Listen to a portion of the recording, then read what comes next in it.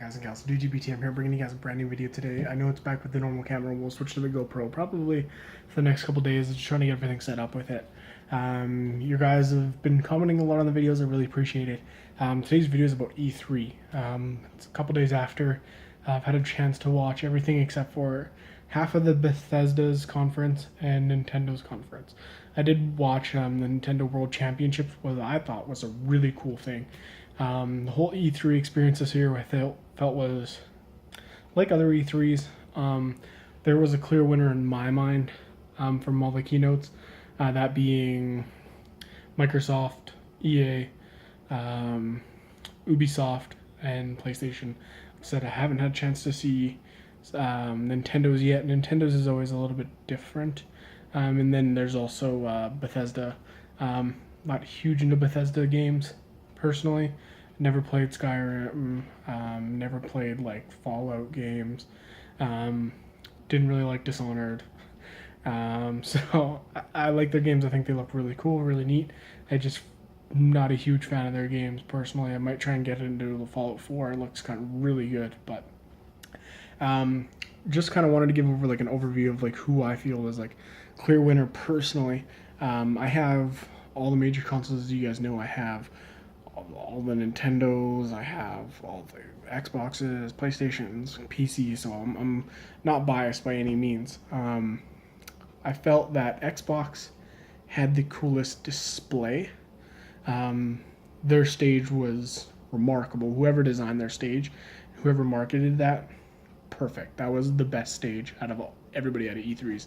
Again, I didn't see Nintendo's, haven't had a chance to look at that, but they had like a giant Xbox in the back, Xbox logo, and then there was like a center core. It was like watching a concert almost. It was really cool. They like dropped a car from the ceiling and all that stuff for Forza 6. So it was really cool.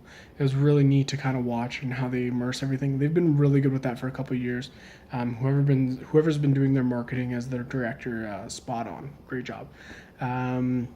EA's EA. EA needs to step up their game at E3, or they're going to start. Personally, I was disappointed with EA again. EA is always, let's talk about Ultimate Team. Let's talk about FIFA. Let's talk about something else. They did do a couple different things that were really out of the box, I felt. They had a game called, what was it? Yarny is the main character, and it was trending on Twitter for a while. And the game looks absolutely beautiful. You're like this little yarn guy that's like running through the world, and like he leaves string behind as it's like his love. And just the guy who made it has the most passion I've seen in a developer in a long time. This guy really wanted us to see this game, and I felt very proud as a gamer, to see what we've come, really see what we've come as a culture. That's something that would be acceptable. And people, like I said, this was trending on Twitter. People are excited for this game. Like, I'm gonna buy this game. I really hope don't hope it's like $70. But I'll probably buy this game hands down either way. This game looked amazing. It's like a side-scrolling platformer, and just the graphics are astounding. Like, for a game that's from an unknown developer, I've never seen graphics like this. It's from like some 12-man team in Sweden. But besides that, EA, I felt, really needs to step up their game, with like just. It's hard to say because EA's titles are their sports titles. They're nothing too out of the box. You can't change too much. You can't be like, hey, by the way, in Madden this year, you're going to be able to play in outer space, or including like something weird like that.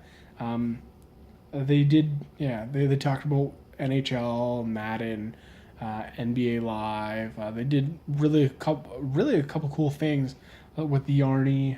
They also announced the whole face scanning with your smartphone now. That's really cool. But I feel like EA's keynote just kind of lacks the excitement of everybody else. With that being said, going into probably the most excitement-filled keynote would be Ubisoft, and not title-wise, just Ubisoft the girl who does it, I believe her name is Aisha Tyler.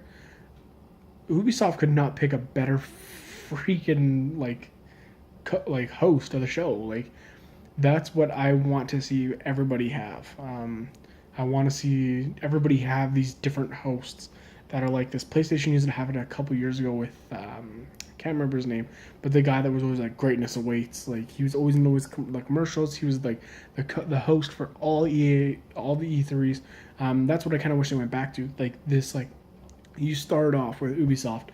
Not even 10 seconds in, they're dropping F bombs. They have Matt Stone and Trey Parker from South Park, and they're announcing a brand new game. Um, you can't get bigger than that. Like, the Ubisoft just straight up walked in and was like, "Sup," dropped the mic, and was like, "All right, everything else from here is gravy." So I thought that was really cool. Ubisoft always really brings the heat with their excitement.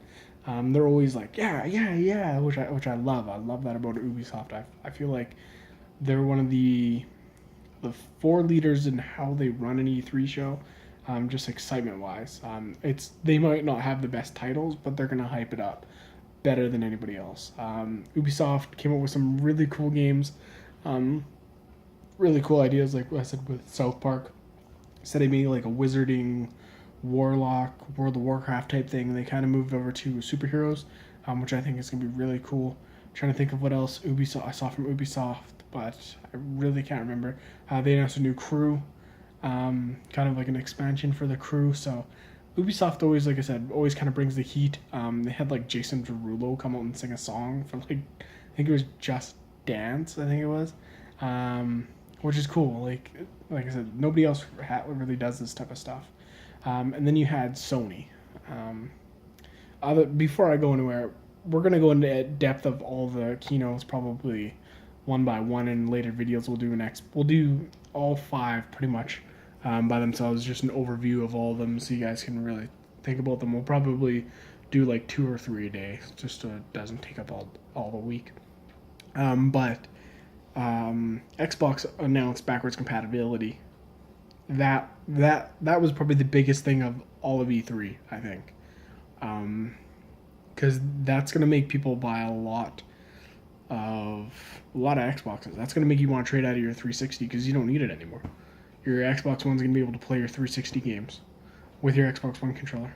I think that's awesome. I think it's absolutely awesome. Anyways, PlayStation, Sony's conference started off with them. I've never heard them swear in their keynotes, not that I ever can remember. And the first song that they had was like F F F something like F into the wind, F and something. I was like, okay, this is how Sony's going. They're going a little bit crazy. Sony came out with some really big, cool titles that I'm really excited for. Some ones that we haven't seen in years. I won't even say like PlayStation 3. I don't even remember where we've seen them. They came out first thing that they announced, Last Guardian. Don't know what the hype is. I've never seen this game. Never heard don't know anything about it. I've heard tons of things about it from like E3s of generations that are like, Last Guardian's coming. Last Guardian's coming. I don't know what it is. It looks like a big giant feathered dog and some anime kid. It's a really weird concept because like the kid is like really cartoonish, but then you have like this amazing art style in the world and with this big giant dog character that looks like I don't even know what it is. It looks like a dog with feathers that has horns. I don't know. So they announced Last Guardian, said I believe it's coming out next year. They announced some pretty big bombshells. You got Hitman coming out, Final Fantasy VII Remake. I've never gotten to those games, but yeah, I was really happy with Sony's conference. And then for me personally, being a huge Call of Duty fan, they announced that Call of Duty is coming over to PlayStation. PlayStation's going to get the DLC first, which is awesome for me because I really like playing it on PlayStation. I really like the controller a little bit better on PlayStation. Always runs at 1080p, 60 frames per second. It's a little bit more powerful, and I think that's a smart decision by Activision. There's a lot more PlayStation 4s in the world, I would say, than Xbox Ones. So I think it's a good call. A lot of people on Twitter were really outraged. The competitive community is like, what do we do? Like, what's going on? So we'll see. I don't really think the competitive community is going to make really much of a difference. One, because they never play DLC maps except for this year. This is the first year that they've started. Stupid thing keeps reaching maximum recording time.